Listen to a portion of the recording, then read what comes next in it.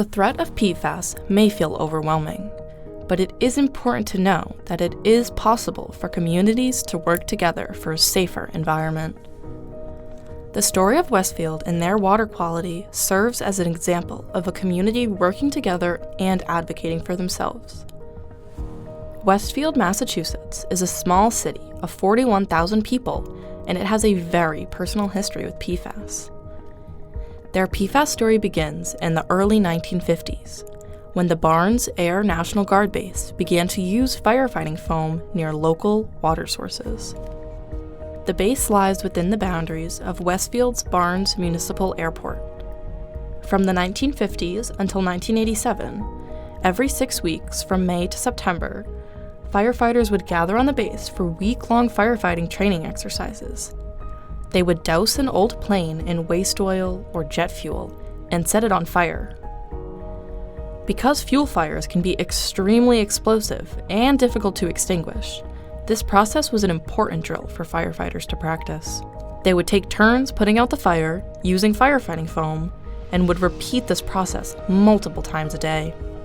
The foam they used, aqueous film-forming foam, or AFFF, contained a high volume of PFAS, specifically PFOS and PFOA. Underneath Westfield lies the Barnes Aquifer, a large subterranean body of permeable rock that provides drinking water through wells. Throughout the fire drills, none of the materials used were ever cleaned up. Decades of firefighting foam and jet fuel soaked into the ground, and by extension, the aquifer. Due to the north-south flow of groundwater in this section of Westfield, the contaminants migrated to the nearby drinking water and towards the Westfield River. The wells that were contaminated with AFFF have been fitted with GAC filters, which are helpful but don't filter out all kinds of PFAS. It was not until 2016 that Westfield residents were notified of high levels of PFAS in their drinking water, though the DoD, DEP, and City of Westfield were all aware of the contamination as early as 2013. In September of 2016, Westfield resident Kristen Mello, an analytical chemist, was informed that the city's water was contaminated. An acquaintance had received a flyer in his mailbox from his water company, which raised some concerns. He had questions, and so did she.